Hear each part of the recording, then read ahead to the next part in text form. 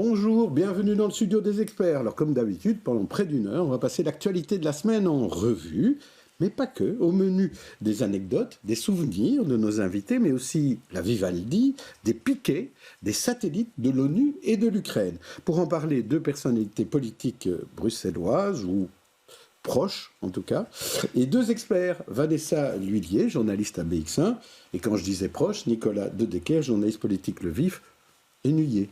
Mais bruxellois de vie. Voilà, comme un de nos invités. Mais d'abord, parlons de notre premier sujet, celui des supermarchés de Lèze, qui sont sous tension depuis un mois. Le personnel est en grève, les clients sont orphelins de leur lieu de course, la direction est inflexible.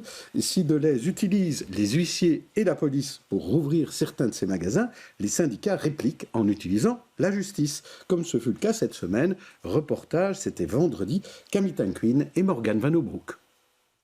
Leur détermination ne faiblit pas, même devant les tribunaux. Les syndicats s'opposent toujours à l'ordonnance rendue par le tribunal de première instance néerlandophone qui interdit les piquets de grève devant les magasins de Lèze. Cédric Leys, permanent à la CSC. Aujourd'hui, c'est une journée importante parce que encore aujourd'hui, comme Dominique le disait, on envoie les huissiers, on fait peur aux travailleurs et on arrête l'action collective.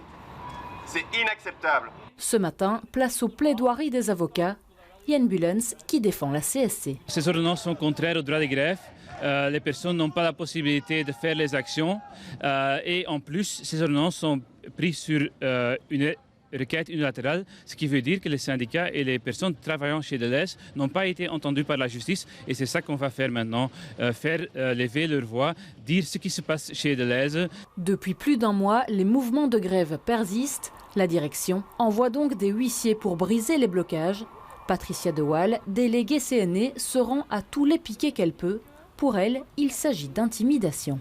Un huissier est venu et m'a obligé donc à lui donner mon identité, ce que j'ai refusé. Ce que je faisais aussi, c'est que je parlais aux clients pour un peu leur expliquer le conflit, les tenants et les aboutissants. Et là aussi, il m'a mis en demeure d'arrêter de parler aux clients, alors que je ne les empêchais pas de rentrer. J'avais juste un échange avec eux. Les syndicats attendent beaucoup de l'audience d'aujourd'hui. Jean-François Libotte, secrétaire permanent CNI. Il faut absolument que Deleuze revienne à la table des négociations le plus vite possible et donc qu'il cesse de vouloir casser le mouvement, casser la grève, plutôt que de réfléchir à de vraies alternatives à son plan de franchisation. Et donc ce qu'on demande ici au juge, c'est d'annuler l'ordonnance qu'il a rendue le 31 mars et de manière à ce que l'employeur ne puisse plus envoyer des huissiers de justice et la police pour casser la grève. Le jugement devrait être connu dans les prochains jours. Donc Deleuze, c'est toujours pas fini. On ne voit pas vers où la solution ira. Vanessa Lhuillier, vous avez suivi un peu au jour le jour tout ce qui s'est passé sur Deleuze. Quel est votre point de vue en cette fin de semaine ? Mais c'est vrai que, comme vous le dites, on ne voit pas bien en fait quelle va être l'issue du conflit. Le médiateur fédéral a été nommé, mais voilà, on a l'impression que ça va être un petit peu compliqué pour lui d'aboutir. Si Deleuze aujourd'hui retire sa proposition de franchise, c'est quand même assez improbable et c'est une grosse claque pour eux. Et au niveau syndical, on a l'impression que c'est quand même bien parti pour durer, même si effectivement il y a de l'intimidation avec ces huissiers qui viennent pour briser les piquets et permettre aux clients de rentrer. Mais aujourd'hui, on voit quand même qu'un mois après, il y a encore, enfin en tout cas vendredi, il y avait encore 14 magasins de Lèze qui étaient fermés à Bruxelles sur 22. Donc c'est que ça continue à être une mobilisation forte et on ne les voit pas baisser les bras si facilement. Alors qu'en Flandre, tout est ouvert et en Wallonie, c'est plus partagé. Nicolas De Decker, votre vision de ce dossier ? C'est une situation assez classique dans un conflit social, en tout cas dans les derniers développements, du pot de terre contre le pot de fer. C'est-à-dire c'est une grande société multinationale qui ne fait rien d'illégal.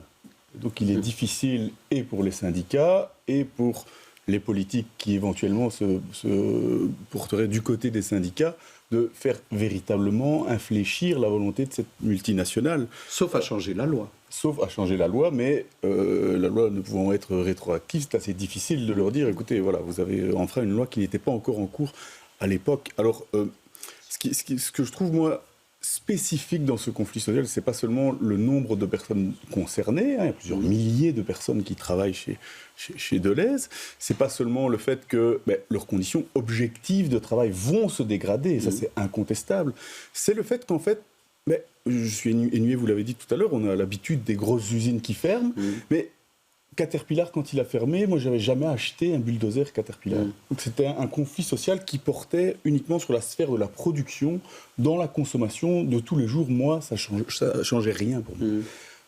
Chez Deleuze, ou à Deleuze, ou au Deleuze, on y va tous plus ou moins. Et on a tous remarqué que chez Deleuze, à Deleuze ou au Deleuze, mais aussi dans les autres marques, l'inflation était très importante.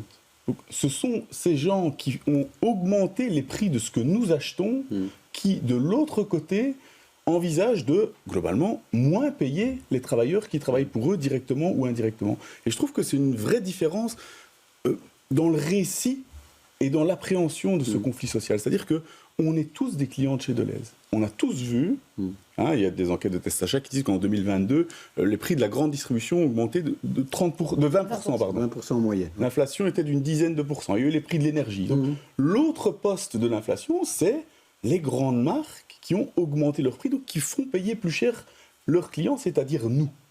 Et je pense que quand même ça doit changer en tout cas tout ce qu'on ressent par rapport à ce conflit, parce que on est tous des consommateurs aussi. On n'est pas tous des travailleurs de Deleuze, mais on est tous des consommateurs. Eh bien, à présent, on va accueillir nos deux invités pour en parler de plein d'autres choses. Tous les deux sont d'anciens ministres qui ont raccroché de la politique active.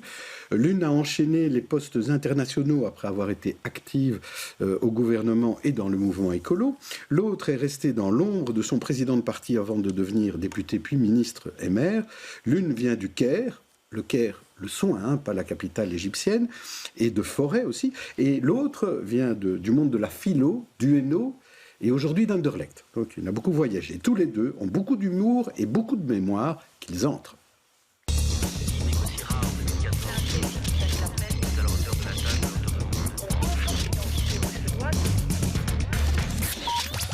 Alors, j'accueille Isabelle Durand, ancienne ministre écolo et aujourd'hui experte auprès du Conseil des droits de l'homme des Nations Unies. En tout cas, ce sera à partir du 1er mai. On vous a un peu en exclusivité et vraiment en primeur. Et à ses côtés, Richard Miller, qui aujourd'hui est devenu auteur des mémoires burlesques aux éditions du CEP et du Centre Jean Gol, mais qui est aussi ancien ministre et maire, notamment ministre de la Culture. Et je commence tout de suite par vous, Richard Miller. Est-ce qu'avec ce qui se passe chez Deleuze, est-ce qu'on est dans le même schéma que ce qu'on a connu, la Sabena qui disparaît, Renault Villevort qui ferme, Caterpillar, comme le disait Nicolas de Decker? C'est le même genre de schéma? Oui, c'est un schéma qui est assez semblable. Il y avait aussi des participations publiques pour l'une ou l'autre de ces grandes sociétés que vous avez citées, mais effectivement, il n'y a rien à faire. On a une société multinationale qui, je crois que ça a été dit, ne commet rien d'illégal. Défend elle change sa stratégie. Voilà, elle change sa stratégie pour des raisons que le conseil d'administration a estimées louables. Voilà, et ils mettent en branle les changements qu'ils ont décidés. Mais ça n'empêche qu'à côté de ça, il y a les intérêts des travailleurs. Il faut pouvoir protéger les travailleurs. Et je comprends bien l'action qui est menée par les syndicats. Il n'y a rien à faire. Toute l'évolution sociale de notre société depuis le 19e siècle s'est faite notamment grâce au combat mené par les syndicalistes et par les syndicats. Et donc, vous êtes devenu socialiste, Richard Miller? Non, pas du tout. Je peux vous expliquer. D'habitude, c'est le contraire. Oui, mais non, je ne deviens pas du tout socialiste. D'ailleurs, je rigole quand je vois les ministres socialistes défiler dans la rue avec les syndicalistes qui se battent à Deleuze. Ils sont à la fois au pouvoir et en même temps dans la rue. Ça n'a aucun sens. Mais je pense, ce que je crois intimement, c'est qu'il y a nécessité de mettre en place un système qui permette la négociation dans le respect mutuel, que ce soit des travailleurs, des syndicats, mais aussi des intérêts de la société, parce que les intérêts de la société sont aussi les intérêts des travailleurs. Ça, je le constate. Moi, je suis quelqu'un qui fait mes courses au Delhaize de Mons ou au Delhaize d'Anderlecht. J'ai constaté ces derniers mois, même avant même les difficultés qu'on connaît maintenant, une augmentation incroyable du prix des produits. Tout ça se retourne aussi contre les travailleurs. Et dernier mot, je trouve qu'il faut peut-être aussi considérer que la franchise, donc le fait d'aller vers des structures de moindre envergure, ce n'est pas non plus quelque chose à rejeter a priori, c'est pas l'enfer. Il faut voir s'il est possible de maintenir les intérêts des travailleurs dans d'autres types de structures, je ne vois pas pourquoi on devrait les balayer d'un revers de la main. Alors Isabelle Durand, il y a aussi la question de savoir que font toutes ces marques de la distribution par rapport à ça, parce qu'on voit que tout le secteur est en difficulté. On a vu d'autres franchises, Mesdac qui a revendu pour Intermarché, on voit qu'il y a d'autres mouvements. Oui, non, et c'est pour ça que je rebondis sur ce qui vient d'être dit sur la franchise et qu'est-ce que ça veut dire concrètement, comment est-ce que ça pourrait aussi conserver les droits sociaux acquis par les travailleurs. Ça pose un problème qui est beaucoup plus complexe parce qu'on a un grand nombre de commissions paritaires pour couvrir l'ensemble du secteur de la grande distribution. Et j'étais très attentive à la lettre que Colruyt a envoyée au ministre de l'Emploi pour dire ça ne va plus. Ça ne va plus, ça tire vers le bas. Le fait que finalement chaque grande entreprise de distribution peut choisir quelque part sa commission paritaire ou le statut qu'elle veut donner aux travailleurs, il faut relever ça vers le haut, de manière à ce qu'on ait une certaine harmonisation entre les commissions paritaires, qu'on soit franchisé ou magasin intégré. Et ça, c'est un fameux travail, parce que ça ne va pas être simple à négocier. Évidemment que les franchisés n'ont pas tellement envie de voir, je dirais, les règles devenir plus strictes d'un côté, et les intégrés n'ont pas envie, je dirais, qu'on leur enlève l'ingénierie sociale qu'ils ont mis en place en voulant franchiser.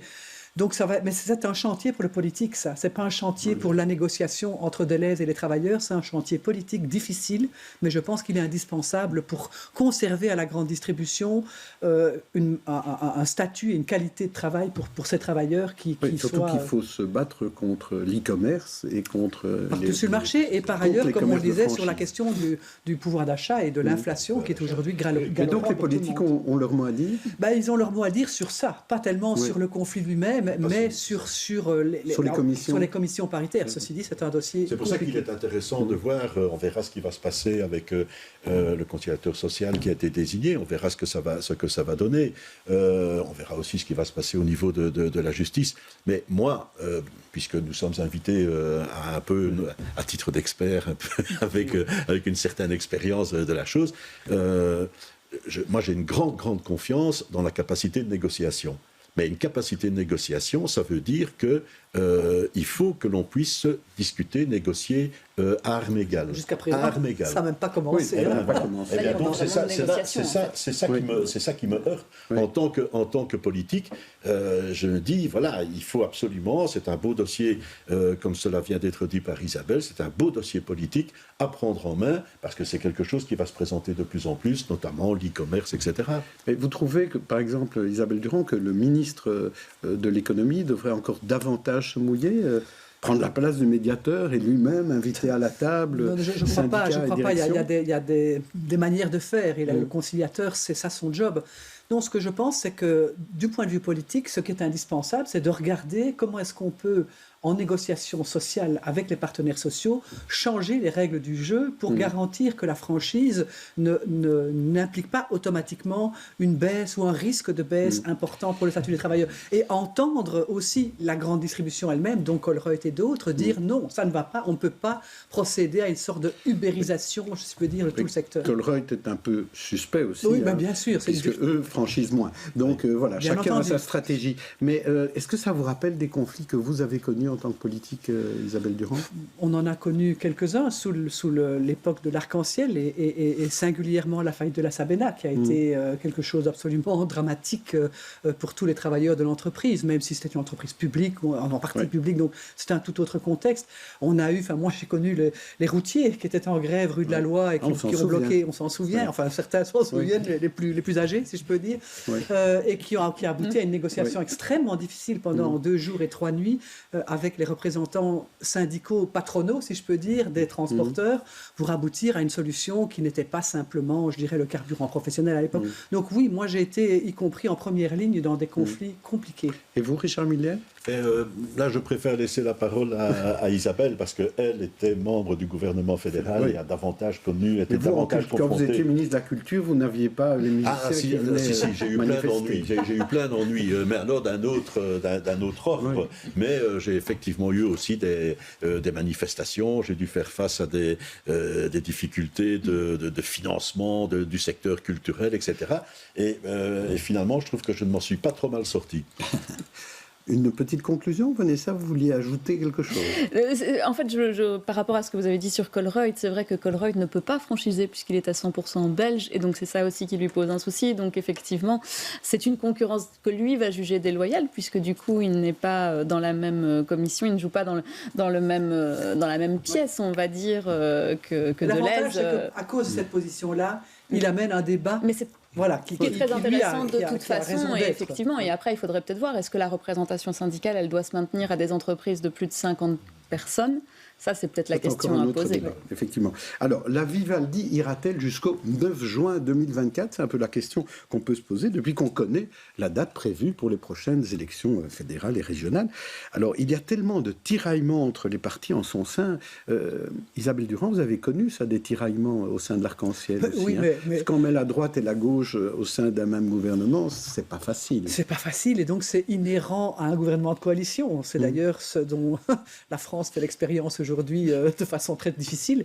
Mais sans donc, avoir de coalition au gouvernement. Oui, sans avoir de coalition, mais avec l'obligation. Ils n'ont même pas le gouvernement qui va avec. Mais déjà. De 49.3 ici, donc ça passe. Mais je dirais déjà devoir négocier quelque chose avec des partenaires, les meilleurs en situation incroyable. Mais donc, oui, c'est inhérent à la tension et les tensions. Moi, je me souviens que du temps de l'Arc-en-Ciel, on nous a promis qu'on allait se casser la gueule à peu près tous les mois, quoi, en nous disant ça ne marchera jamais, parce qu'il y a eu un cairn qui a duré toute la nuit, parce que je ne sais pas quoi, parce que les déclarations des uns et des autres. Je pense que ces tensions sont inhérentes aux coalitions, et je ne vois pas pourquoi la Vivaldi, plus ou moins que l'Arc-en-Ciel ou d'autres, vont pour autant, ça sera difficile, les dossiers. Elle va aller jusqu'au bout, je pense, et je pense qu'en plus, franchement, à leur décharge, si je peux dire, ou par rapport à la difficulté du travail, ils ont eu le Covid, et puis les conséquences de la guerre en Ukraine, avec l'inflation, et le drame de tous ces gens qui ont un mal fou à nouer les deux bouts brutalement, et donc franchement, ça n'aide pas, quoi, hein. Et vous, Richard Miller, quel est votre pronostic sur la Vivaldi? Mon pronostic, moi je suis un optimiste, donc je pense qu'effectivement ils iront jusqu'au bout, parce que malgré les tiraillements et malgré les tensions, mais qui sont inhérentes au système belge, d'ailleurs on a beaucoup de choses à apprendre à nos amis français en la matière, mais malgré tout cela, je constate qu'il y a une volonté de poursuivre. Je vais saluer le parti écolo. Le dossier nucléaire n'a pas été facile pour le parti écolo, et malgré tout, ils ont réussi à passer le cap et à faire ce qui devait être fait. Et même s'il y a encore des discussions en cours, même s'il y a encore un dossier qu'on estime non abouti, etc., tout ça, je le sais. Mais ça montre bien qu'il y a cette volonté de maintenir, que ce soit dans les différentes composantes de cette majorité, la Vivaldi. Plus que dans la suédoise, vous voulez dire, où la NVA est partie avant la fin. Oui, ce qui d'ailleurs n'a pas été à leur honneur, non, parce que ça n'a ni à leur honneur, ni à leur honneur, ni à leur avantage en plus. Donc c'est un peu idiot cette histoire. Nicolas de Decker, vous qui êtes un fin observateur de la vie politique, qu'est-ce que vous prédisez pour la Vivaldi? Content d'être invité dans son émission. Mais je pense que la fenêtre d'opportunité, comme on dit, est passée. C'est-à-dire qu'on est trop proche de la fin pour que vraiment quelqu'un décide de faire exploser tout le bazar et de remplacer tel parti par tel autre, etc. C'est quand même malgré tout des hypothèses qui ont beaucoup circulé, et notamment dans les entités fédérées. Il y a quelques semaines, on a beaucoup parlé de la question de l'université de Mons et de l'hypothèse d'une majorité alternative. Alors, par rapport au précédent qui a été le départ de la NVA, il ne faut quand même pas oublier que quelques jours avant, tout le monde, beaucoup de gens disaient « non, c'est du bluff, ils ne vont pas vraiment partir ». Donc peut-être que dans 6 mois, quelqu'un se dira « j'ai intérêt à…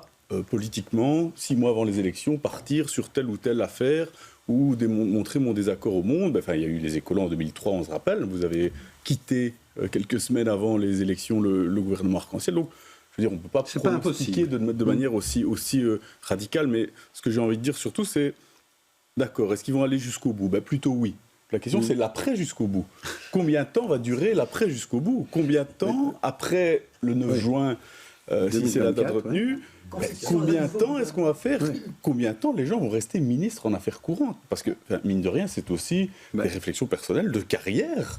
On a l'habitude que ça dure. Hein.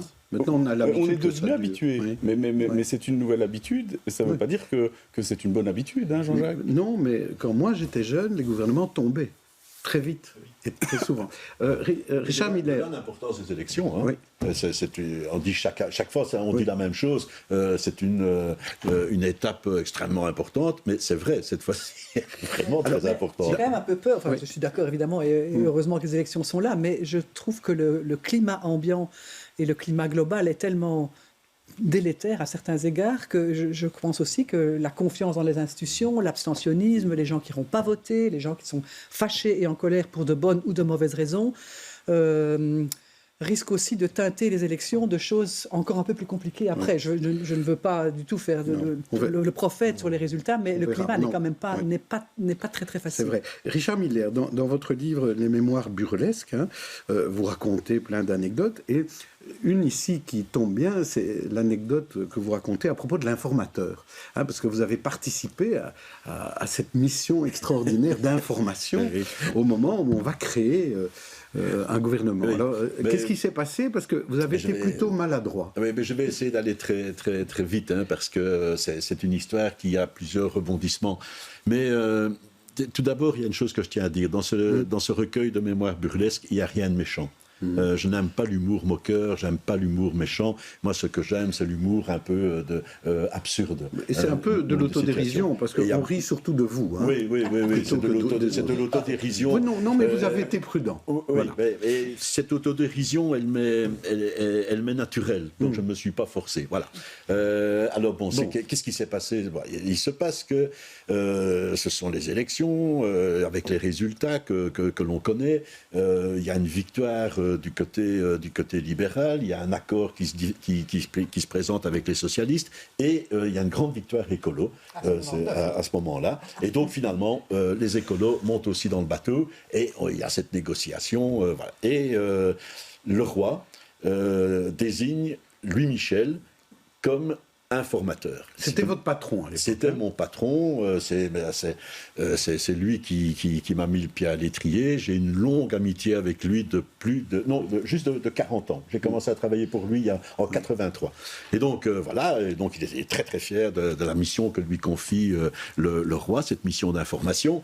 Mais vous connaissez l'homme aussi, il se dit, je vais quand même essayer de faire un peu parler de moi dans cette mission d'information. Et il est le premier à avoir mis au point ce système de rencontres avec tous les corps de l'État, les présidents des syndicats, les recteurs d'universités. Oui. Enfin, il a fait un peu de show. Et c'était au Sénat, c'est ça ? Il a fait beaucoup de show. Il a fait beaucoup de show. Et on peut le dire. Oui. Et donc, moi je suis chef de cabinet, je suis chargé de faire les rapports, de tenir note de tout ce qui se dit, etc. Et on réfléchit, où va-t-on faire ça ? Au parti, ça ne va pas, non. On va faire ça au Sénat. Très bien, on fait ça au Sénat. Et je suis envoyé pour disposer les lieux et tout. Louis Michel voulait un grand bureau, normal, avec salon et tout, pour recevoir les délégations. Et moi, je voulais des bureaux qui permettent de voir qui venait. Donc un couloir. Et je souhaite avoir une grande table. Parce qu'il me fallait une grande table pour mettre tous les documents. Alors j'arrive, tous les bureaux sont très bien, très chouettes, mais il n'y a pas de grande table. Alors je me tourne vers le fonctionnaire flamand qui est là, du Sénat, et je lui dis, je veux une table, je veux une grande table, il n'y a rien à faire. En néerlandais, a big table. Mais il vous dit qu'il n'y en a pas. Et il me dit, il n'y en a pas. Il y en a une à l'étage, mais on ne peut pas la bouger. Et je dis, écoutez, moi, il m'en faut une. Il n'y a rien à faire, il me faut une table. Et il dit, non, on ne moque. Je dis, écoutez, je vais appeler l'informateur du roi. Vous allez lui dire qu'il n'y a pas de table. Et le type me dit, ça va. Donc, je rentre au bureau, et le lendemain matin, je pars. Et comme d'habitude, avec mes petites affaires, un sac en plastique de chez Lidl, avec mes petites affaires dedans. Ça, Louis Michel trouve pas ça terrible. Michel me voit, et il me dit, tu vas quand même pas aller pour la mission d'information du roi avec un sac Lidl au Sénat. Et il prend une mallette en cuir que les parlementaires venaient de lui offrir parce qu'il était informateur. Il prend la mallette, il me la donne et il dit « Tiens, prends ma mallette, tu me la rendras après. » C'est une magnifique mallette en cuir. Et je pars. J'arrive au Sénat, et alors je suis là, comme ça, j'insère, merci, dank u, voor de tafel, ja, tac, le type est tout content. Et puis je m'installe, je prends mon papier, et je sors mon encrier. Parce que depuis toujours, j'ai écrit avec un stylo à plume qu'on charge dans un encrier. Et alors je charge, et je renverse l'encrier sur la table. Alors, le type, le fonctionnaire flamand, il devient fou. Mais Godverdomme, et moi je ne sais plus quoi faire, je ramasse tous mes trucs comme ça, etc. Je retape tout dans ma mallette, je fais semblant de rien, je reviendrai, et je m'en vais très courageusement. Et à un certain moment, je suis dans la voiture du président, le chauffeur s'arrête, il me fait sortir de la voiture parce qu'il a vu dans le rétroviseur. Toute l'encre a continué de couler, la mallette est trempée d'encre, le siège de la Mercedes de Louis Michel, plein d'encre, moi plein d'encre. Voilà, ce sont des histoires comme ça que je raconte. D'où le dessin qu'on a peut-être vu à l'antenne là, de Oli qui a illustré vos mémoires burlesques, où on voit donc Richard Miller avec son beau porte-plume et la mallette remplie d'encre. Que j'ai toujours, je vais garder parce que Louis Michel, il n'a pas voulu. Ah ouais, elle est sèche. Et Louis Michel n'a jamais voulu la reprendre. Non, c'est dingue, il n'a pas voulu la reprendre. Non, il vous l'a laissé. Ouais, mauvais caractère. Il fallait faire en marbre au Parlement. Oui, voilà. Ouais. Et alors, un dernier mot, tous les deux, vous avez un point commun, tous les deux, Richard et Isabelle, c'est vous avez été défenestrés à un moment donné du gouvernement, vous avez dû quitter le gouvernement. Ouais. Et à peu près au même moment. Hein. Et vous vous êtes rencontrés, Richard Miller. Vous en souvenez, Isabelle? Quand j'ai vu qu'Isabelle était invitée, je me suis rappelé cette rencontre historique. Suédoise. C'était pris avant la suédoise, hein, donc c'était déjà chez Ikea. Et donc je suis là, moi j'ai été défenestré, j'ai perdu mon poste, je suis fort malheureux. Et alors, tout d'un coup, je me retourne et je vois Isabelle qui est aussi à Ikea, et on se regarde tous les deux, et sans même trop se parler, je crois qu'on s'est compris tous les deux. Hein. Voilà, mais on va construire des meubles, on va acheter des meubles en kit chez Ikea. Est-ce que c'est grave de quitter un poste de ministre, Isabelle Durand? Oui, quand même, c'est pas rien. Je veux dire, c'est une façon. C'est comme se faire virer d'un boulot? Non, c'est pas la même chose, parce qu'ici, pour le coup, d'ailleurs. Moi, j'étais démissionnaire, ce qui n'est pas tout à fait la même chose, même si la démission s'inscrivait dans une tension tellement grande que, en définitive, et c'était, je crois, 2 mois avant les élections, donc c'était vraiment en extrême fin de parcours. Mais oui, c'est quelque chose de difficile. C'est déjà difficile de ne pas être réélu quand on a été ministre. On a le sentiment, à tort ou à raison, qu'on a fait le maximum de ce qu'on pouvait faire, et je pense que chaque ministre pense ça, et que du jour au lendemain, si on n'est pas réélu, si on est marqué par l'élection, qu'on n'a pas un résultat ou qu'on ne peut pas poursuivre le travail, c'est déjà quelque chose d'assez dur, parce que du jour au lendemain, vous avez été suroccupé, surinvesti 24 heures sur 24, et sous l'arc-en-ciel, c'est plutôt même 28 heures sur 24. Du jour au lendemain, il n'y a plus rien. C'est fini. Votre téléphone ne sonne plus. Voilà. Il n'y a plus personne qui vous appelle. On ne compte plus. Et alors, on va chez Ikea. Et on retourne éventuellement. Je me rappelle que quand je suis retourné au Sénat après l'élection de 2003, j'avais été élu au Sénat. J'étais seule élue au Sénat. C'était un peu bizarre de se retrouver là seule. Et on m'a dit, des collègues m'ont dit, mais qu'est-ce que tu viens faire ici? Et je dis, j'ai été élu. Je suis là, je vais faire mon travail. Non. En général, les ministres, ils ne reviennent pas. Ils ont droit. Je me demande bien de quel droit d'ailleurs, à 6 mois, on comprend qu'ils ne sont pas là, parce qu'il y a une espèce de tampon, y compris pour un ministre sortant qui commencerait dès le lendemain à commenter... À critiquer son successeur. Non, enfin, on est élu, on fait son travail, et donc cette espèce de tradition me paraissait très bizarre, mais ce n'est pas facile de revenir après un échec. Revenons sur l'actualité avec nos têtes d'affiche. Je vais vous proposer une galerie de portraits de personnalités qui ont fait l'actualité de la semaine. Alors à vous de choisir celui ou celle qui vous inspire, en bien ou en mal. On commence par vous, Isabelle Durand, je vous en propose 4. Tout d'abord, Vincent Kompany, qui arrive à monter en première ligue avec son club de Burnley. Nawal Madani, qui a sorti une série sur Netflix cette semaine. Sophie Raoni, devenue présidente du Conseil des femmes. Ou enfin, Jean-Pascal Van Niepersel, qui est officiellement le candidat de la Belgique à la présidence du GIEC. Alors, qui choisissez-vous? Vincent, Nawal, Sophie ou Jean-Pascal? Vous ne serez pas étonné que je choisisse Jean Pascal. Si, je suis très étonné. Pour plusieurs raisons. D'abord parce que je pense que ce sera un excellent candidat, enfin un excellent président du fameux GIEC, le groupe d'experts sur le climat. Il n'est pas seul candidat. Il n'est pas seul candidat, bien sûr, et donc ça va être une élection difficile parce qu'il faut aller convaincre, c'est un vote des pays. Donc il peut demander conseil à la FIFA, ils savent comment ça marche. Je ne suis pas sûr que ce soit vraiment une bonne idée. Toujours est-il que je lui souhaite évidemment le meilleur parce que je pense qu'on a besoin à la tête du GIEC d'experts impartiaux, et même si parfois je ne suis pas toujours d'accord avec lui sur certaines choses, entre autres sur la question du nucléaire par exemple, c'est pas grave. Enfin, c'est pas grave. Je veux dire, je crois que c'est important d'avoir des gens qui sont capables de rassembler sur la question climatique et les urgences climatiques. Donc, bonne chance Jean-Pascal, je suis derrière lui. En plus, c'est un poste qui lui va comme un gant, qu'il a manqué déjà une première fois.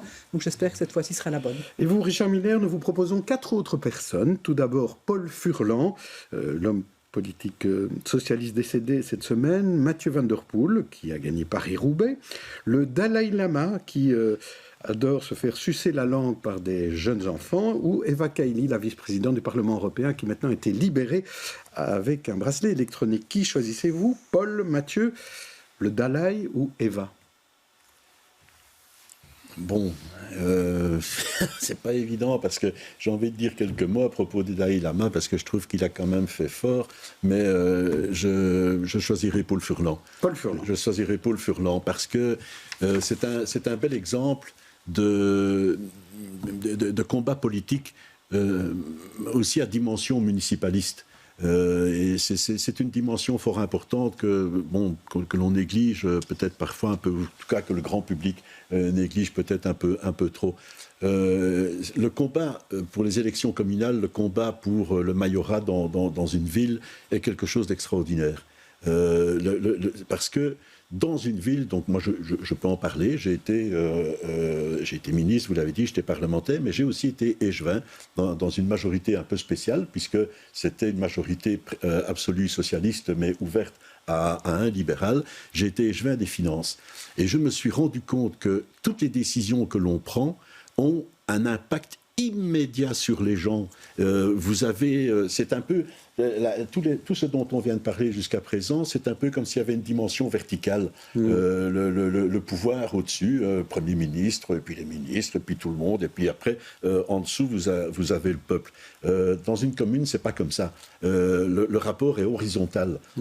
Quand le bourgmestre sort de chez lui, ou quand un échevin sort de chez lui, il rencontre des gens parce qu'il habite le même quartier, la même rue, la même commune. Vous vouliez parler de Paul Furlan. Et donc, je trouve que Paul Furlan est un magnifique exemple de ce combat-là. Et son décès, d'ailleurs, je l'ai fait, je le fais rarement, mais là, j'ai vraiment tweeté, comme on dit, sur les réseaux sociaux. Son décès m'a affecté, parce que lorsqu'il était, je l'ai connu quand il était ministre, il y avait chez lui une véritable joie, un véritable appétit de vivre. Et son décès est une cruelle injustice de la vie. Mort trop tôt, à 63 ans, je crois. Alors, je vous propose... Non, 60, pardon, oui, je confonds. 5 infos de la semaine, laquelle vous a ravi, vous a énervé. On va commencer par vous, Richard Miller. Tout d'abord, Odergem, label d'or pour la protection des animaux. Les mondiaux du vélo, qui auront peut-être lieu en 2030 à Bruxelles. Le taux d'emploi record à Bruxelles, où on atteint les 65% de taux d'emploi. Les manœuvres chinoises près de Taïwan, où Charles Michel épinglé pour ses dépenses. Oui, bon, je vais prendre la dernière, je vais prendre Charles Michel épinglé pour ses dépenses, parce que, et donc effectivement, je vais préciser, puisque ça m'énerve ou ça me ravit, donc je vais dire que ça m'énerve. Voilà. Vous faites bien de le préciser. Je précise. Je n'ai pas sauté sur le sujet, non. Voilà. Pourquoi? Parce que d'emblée, j'ai trouvé que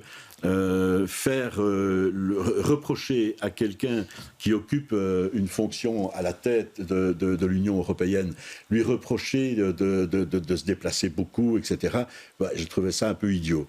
Deuxièmement, ça a été une attaque directe, immédiate, où on n'a pas pris non plus la peine d'entendre les arguments de l'intéressé. Alors, c'est à charge, de Charles Michel. Michel. En plus, j'ai une relation, je vais le dire aussi, pour que les gens ne soient pas non plus, ne pensent pas non plus que je suis envoyé par le papa. J'ai une relation très proche avec le père, beaucoup moins avec Charles. Mais le fait que il y ait eu, par exemple, des dépenses, on n'a pas mis en avant le fait que la méthode pour calculer le budget de l'année à venir était aussi modifiée en raison d'un pourcentage supplémentaire, etc. Donc le budget avait aussi augmenté. En fait, comment penser une seule seconde qu'une institution comme l'Europe, avec le nombre de fonctionnaires qu'il y a, laisserait faire un type qui dit « Tiens, moi, il me faut un avion privé, je vais aller là-bas, à tel endroit ». C'est impossible. Tout est sous contrôle et tout est... alors maintenant, depuis que Charles Michel est là, qu'est-ce que l'on veut? C'est un poste où est installé à la tête du Conseil des ministres européens un Belge, un petit Belge, comme ça avait été avec Van Rompuy. Pourquoi? Parce que les grands États européens veulent aussi que ce soit comme ça. Ils ont peur d'avoir un grand format allemand, etc.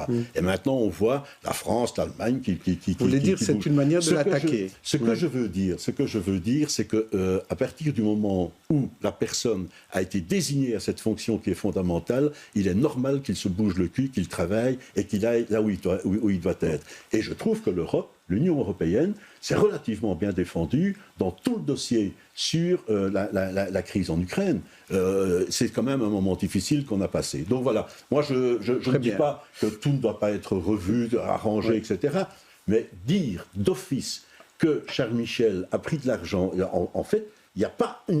On ne va pas faire toute l'émission sur Charles Michel. Mais il n'y a pas un seul reproche. On a compris la défense que vous avez faite. Isabelle Durand, quelque chose d'autre, une autre info. D'accord. Parmi celles-là. Non, je sais d'autres parmi celles-là, d'accord. Compliqué. J'ai envie de prendre la même sous un autre angle. Pas tellement sur la question des dépenses, mais plutôt sur... je pense que si Charles Michel a été attaqué, ce n'est pas seulement pour la question des dépenses, c'est aussi le conflit qu'il a avec la Commission européenne et Ursula von der Leyen, un conflit de leadership entre ces deux instances. Et pour vous dire tout, je pense que quand on a fait le traité de Lisbonne en son temps et qu'on a créé ce poste de président du Conseil, je pense, et à l'époque d'ailleurs avec Guy Verhofstadt et d'autres, nous ne voulions pas ce poste. Nous pensions qu'il n'était pas bon d'avoir un président permanent du Conseil parce que ça allait entraîner une concurrence avec la Commission qui est celle qui a l'exercice d'être... Et c'est ce qui est arrivé. Et donc je comprends que dans cette situation, et je ne porte pas de jugement ni sur l'affaire des dépenses, ni même sur qui a raison et qui a tort de Mme van der Leyen ou de Charles Michel, mais cette compétition entre les deux, elle est mauvaise. Elle n'est pas bonne pour l'Union européenne et elle va entraîner, je pense, dans des dossiers difficiles comme l'adhésion de l'Ukraine, parce que l'Ukraine, on a décidé qu'on allait la prendre comme candidate, mais je ne suis pas sûr que tous les États membres sont aussi contents que ça de le voir entrer dans l'Union. Oui. Ça m'ennuie, cette concurrence. Ouais. Alors, on parlait de voyages en jet et autres. On va continuer à parler de voyages, mais des voyages avec des princes, avec des souverains, les fameux voyages royaux, visites royales. C'était souvent l'occasion de bons souvenirs, à la fois touristiques pour ceux qui accompagnent le roi ou la reine ou les princes, et souvent anecdotiques aussi, parce qu'il se passe des choses assez drôles. En tout cas, ici, personne d'entre nous n'a eu l'occasion d'aller en Guyane avec le roi Philippe. Il a pu assister quand même au lancement de la fusée Ariane et du satellite JUICE, donc voilà, qui est bien parti vendredi après-midi. Ça, c'est la bonne nouvelle. Mais de manière générale, est-ce qu'on peut se dire que ces déplacements sont utiles? Je ne sais pas, Vanessa Lullier. Ça fait partie de la représentation.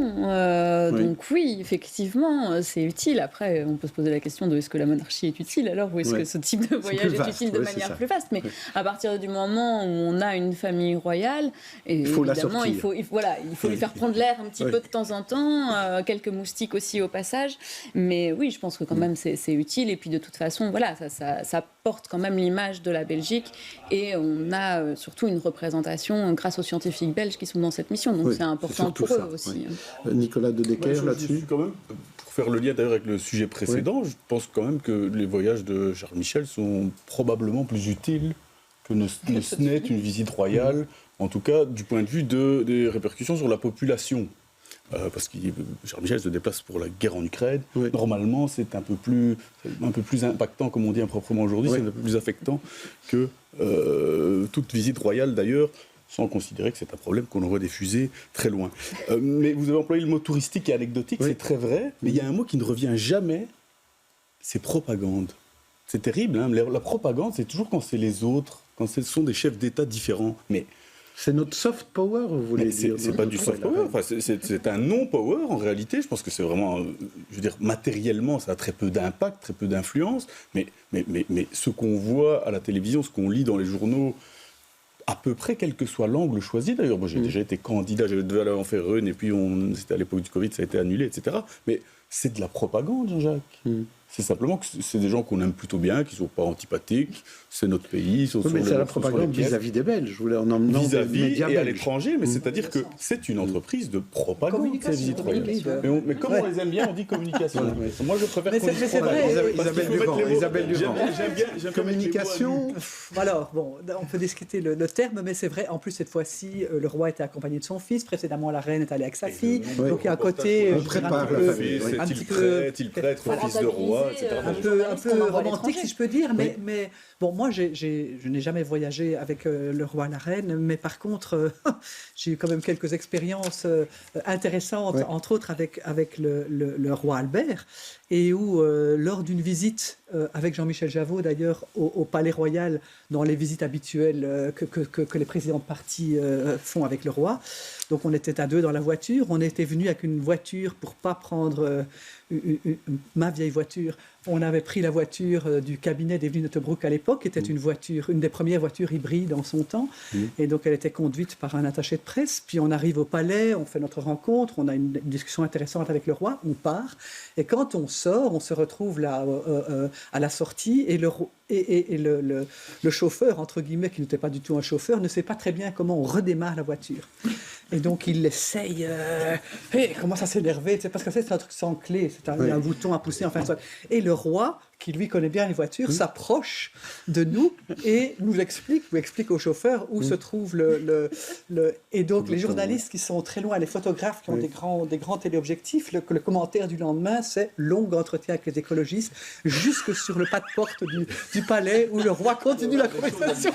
Donc c'était une opération de communication des écolos. Voilà, et donc c'était même pas, c'était pas choisi, je dois reconnaître que c'était un peu embarrassant. Richard Millet, vous avez aussi plusieurs anecdotes royales, et je voudrais qu'on termine ce chapitre avec une anecdote, celle un peu gênante, avec la reine Fabiola, où vous lui avez marché sur sa robe. Mais je rebondis une seconde sur l'intervention d'Isabelle. Une seconde, parce que juste une seconde, l'intervention d'Isabelle, parce que ça montre bien que les anecdotes que j'ai reprises, que moi j'ai vécues, donc voilà, etc., en fait, on en vit énormément dans ce métier. C'est par la force des choses, c'est parce qu'on est dans des situations chaque fois un peu tendues, etc. etc. Enfin, je tenais à le souligner. Oui, donc, mes aventures avec la famille royale, je passe ma première rencontre à Jodogne avec la reine. Il y a la réception pour le mariage. Il y a une réception pour le mariage.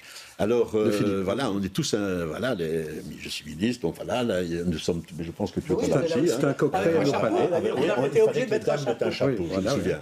Et donc, on est là à Sainte-Gudule, et un premier gag marrant, c'est l'homélie où Monseigneur Danel s'explique ce qu'est le mariage. Et alors, il se lance dans une comparaison avec une histoire de burette. Oser. Enfin bref. Et alors après, je vais en venir au moment du cocktail et de la réception. Alors donc arrive la réception, tout ça, et à un certain moment, c'est vrai, je sens que mon pied, quelque chose bouge sous mon pied.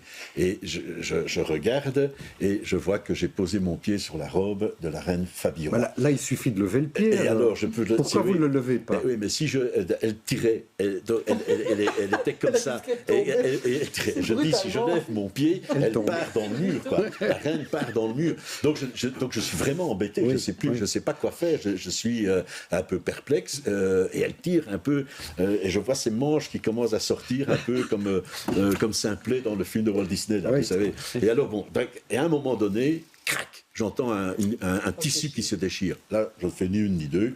Hop, je pars.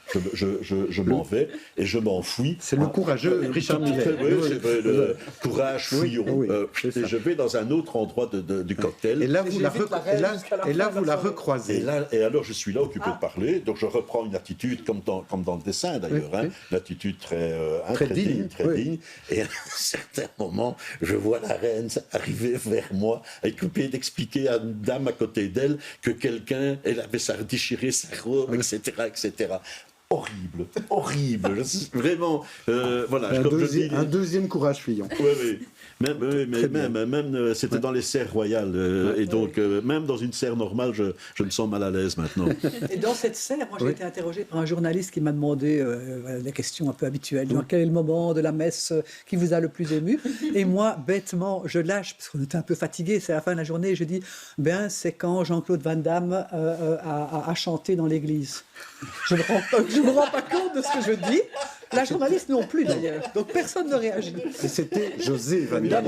Et donc je rentre chez moi le soir, et je trouve mes enfants étaient devant la télé, et ma fille me dit tu te rends compte de ce que tu as dit? Je dis quoi? Tu as dit Jean-Claude, tu te rends compte? Bon, je réalise ma bévue, donc j'ai écrit une petite lettre. Avant les réseaux sociaux. Oui, parce que ça aurait été le buzz. Alors, chanter la Marseillaise, c'est déjà ça. Ça aussi, c'est un grand moment. Dernier thème pour cette émission, c'est un peu comment vous voyez le monde autour de nous, avec votre expérience. Et d'abord, je voudrais vite vous montrer cet extrait où on entend Emmanuel Macron, qui était aux Pays-Bas cette semaine, et qui parlait néerlandais, ce qui quand même est assez étonnant. Il y a des sous-titres. Op de avond van onze eerste dag in Nederland wil ik graag der waardeling uitspreken die mij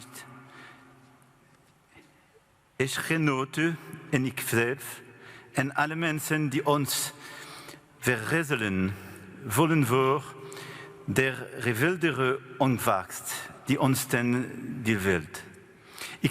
Ik apprecieert ook zeer de offelijkheid waarvan u blijk heeft majesteit. Richard Miller, il parle aussi bien néerlandais que vous. Oui, tout à fait. Un accent proche de l'accent de l'allemand. Moi, j'ai plutôt un accent carolo. J'ai plutôt un accent carolo. Oui. Donc, mon néerlandais est un peu bancal. Ouais. Mais... Bon, parlons un peu du monde. Emmanuel Macron n'était pas tellement le sujet, mais plutôt ce qui se passe en Ukraine, la Russie, la Chine, maintenant avec Taïwan. Isabelle Durand, vous qui allez travailler comme experte dans une commission de l'ONU, comment vous voyez évoluer le monde ? Les bouleversements sont terriblement rapides et terriblement potentiellement dangereux, enfin difficile en tout cas, une transition difficile à mettre en place. Je ne parle pas ici de la transition écologique, je parle de la transition des pouvoirs entre les grandes puissances régionales. Et on a tous vu à quel point, lors de la guerre en Ukraine, les pays africains, un certain nombre de pays asiatiques n'ont pas suivi la résolution condamnant l'invasion parce qu'évidemment, ils sont prudents. Et donc cette nouvelle relation entre les uns et les autres, la relation entre les États-Unis et la Chine, on connaissait la concurrence commerciale entre eux, mais l'Europe est aujourd'hui, je dirais, dans une position très compliquée parce qu'elle est une grande défenderesse, heureusement, de l'Ukraine, je dirais, pour l'aider à se défendre, mais de l'autre côté, elle perd de son influence de façon importante vis-à-vis du reste du monde et renaissent aujourd'hui les questions coloniales, les questions... Mais est-ce que ça veut dire que l'Europe doit ne pas être suiviste vis-à-vis des États-Unis? C'est la question. Et je vais poser la question que d'ailleurs que Macron, que le président Macron a soulevé lors de son voyage en Chine. Il n'a pas parlé chinois d'ailleurs, si j'ai bien vu. Mais toujours est-il que c'est très compliqué, évidemment. Moi, j'aurais tendance à donner raison au fait qu'on n'a pas besoin d'être vraiment suiviste, mais en même temps, on peut difficilement faire abstraction de l'importance des États-Unis dans une série d'alliances avec lesquelles qu'on doit soigner. Donc je trouve que la conjoncture pour les Européens est aujourd'hui extrêmement difficile d'être à la fois, je dirais, alliés aux États-Unis sur toute la question de l'Ukraine, sans pour autant apparaître comme un petit vassal, je dirais, des États-Unis. Une autonomie mesurée. Richard Muller, pour vous, comment vous voyez les choses? Oui, mais Isabelle Durand a parlé de façon tout à fait raisonnable, c'est la voie de la raison. Nous avons tout un ensemble d'alliances, et notamment au sein de l'OTAN avec les États-Unis, dont on voit bien qu'on ne peut pas s'en passer. On ne peut pas s'en passer facilement. C'est marrant parce que, rappelons-nous qu'un an et demi avant la guerre, le président Macron avait dit « l'OTAN est en état de mort cérébrale ». Et à l'époque, Trump. Oui. Mais c'est vrai qu'à l'époque, on lui donnait plutôt raison. Oui. Et puis, il était loin d'imaginer, lui, en disant ça, que 2 ans après, l'OTAN redeviendrait une... Et ce que tu viens de dire, je trouve, et je l'ai dit tout à l'heure à propos de Charles Michel, ça vaut aussi pour l'Union européenne. Beaucoup considéraient que l'Union européenne était une espèce d'instance un peu comme ça, en l'air. Pas du tout. Maintenant, on a compris que s'il n'y avait pas eu l'Union européenne, s'il n'y avait pas eu cette défense garantie, cette sécurité garantie par l'OTAN, je ne vois pas ce qui aurait pu empêcher Poutine de dire oui, l'Ukraine exagère, la Finlande exagère, la Pologne exagère. Et qu'il y ait d'autres etc., interventions. Et donc, ici, il y a eu un sursaut. Ça fait des années que l'on parle de défense européenne. Ça reste tout à fait à un état embryonnaire, c'est le mot que je cherchais. Maintenant, on a bien compris la nécessité d'avancer dans ce domaine-là aussi. Nicolas De Decker, un mais commentaire? Je trouve qu'il y a dans cette polémique, mais vraiment, c'est pas mon domaine d'expertise, mais allez, la parole m'est donnée, Jean-Jacques, merci. Il y a quelque chose qui ressemble un peu à ce qui arrive à Charles Michel, c'est-à-dire que qui s'en prend à Macron? Pourquoi ça devient une polémique? Mais ce sont les gens qui ne partagent pas sa vision des relations internationales. Parce que, pardon Jean-Jacques, de faire le vieil homme, mais que la France ne soit pas suiviste envers les États-Unis. C'est pas nouveau. Non, ce n'est pas nouveau. Que la France ne soit pas suiviste en général et spécifiquement dans le cadre de l'OTAN, c'est pas neuf du tout. C'est vieux comme le général de Gaulle et avant. Je veux dire, on se rappelle que si on a le Chez pas Mons, s'il y a une partie de la base, c'est grâce ou à cause des Français, parce que les Français ont dit on quitte le commandement intégré de l'OTAN à l'époque. C'était il y a 60 ans, il y a presque 70, bref, c'était il y a très longtemps. J'ai les mauvais comptes. Et donc, ce fait que les présidents français, que la France en elle-même, bombent le torse et disent nous suivrons personne, c'est quand même pas super nouveau non plus, Jean-Jacques. Vanessa Lullier, on peut rappeler aussi ce qui s'est passé avec l'intervention en Irak et la position de Chirac. Effectivement, pour revenir sur ce que disait Nicolas, c'est vrai que c'est pas neuf. Chirac avait quand même dit à ce moment-là qu'il ne suivait pas les États-Unis par rapport à l'Irak. Il faut insister sur le fait que les Belges non plus n'ont pas suivi. C'est aussi sous le gouvernement Verhofstadt. Tout à fait. La Belgique a été un des pays les plus opposés à la guerre directe. C'est aussi votre point commun à tous les deux. On va passer à présent à nos coups de cœur.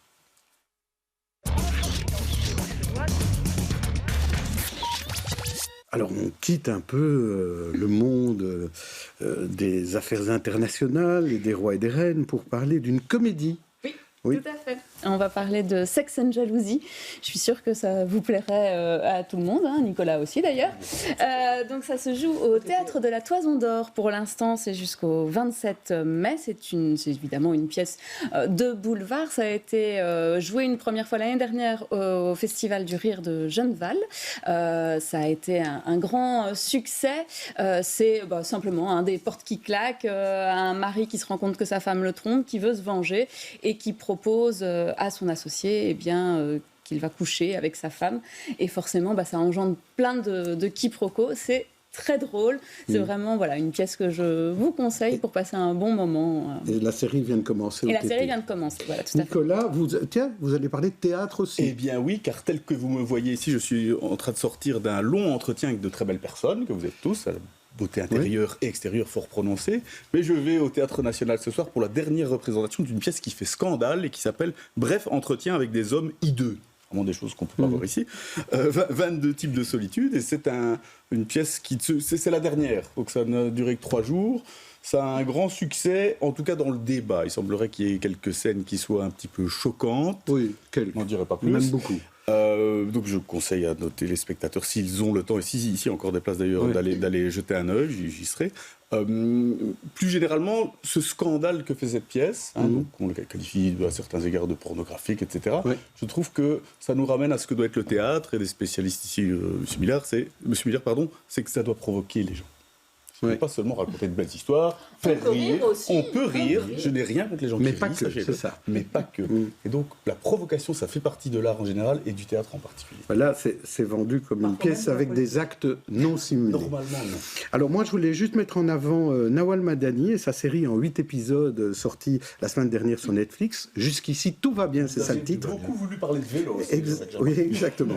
Madani y joue le premier rôle, elle a réalisé certains épisodes, elle a écrit le scénario, elle a tout fait. La série est de qualité, nous fait voyager au sein des cités parisiennes, le monde des dealers et des chaînes d'infos, ce qui n'est pas inintéressant. À la fois tendre et plein d'humour et de suspense, c'est donc la série Jusqu'ici, tout va bien. Le coup de cœur de nos invités, Isabelle, on commence avec vous pour parler d'un film. Oui, pas belge, mais français. Voilà, un film français. Je regarderai vos visages. Oui, c'est ça. Donc c'est un film magnifique de Jeanne Herry. Je verrai toujours vos visages. Ça, c'est le titre et donc c'est un film sur la question de la justice réparatrice. Cette réalisatrice avait également d'ailleurs fait ce magnifique film qui est aussi, pour ne pas le citer, sur Netflix, qui s'appelle Pupille, sur la question de l'adoption. Et je trouve que ce film-ci est aussi un bijou d'humanité, un bijou de finesse sur la rencontre entre des victimes et les auteurs de l'agression que la victime a subie, avec en plus un casting fantastique d'acteurs. C'est juste, c'est fort, ça fait réfléchir et c'est beau. Et donc je trouve qu'en ces moments très perturbés, on entend les témoignages des victimes des attentats terroristes. Je trouve que voilà, la justice réparatrice, c'est aussi une manière de faire de la justice. C'est juste pointer qu'en France et dans ce film, on parle de justice restaurative, qui est un autre terme qu'en Belgique.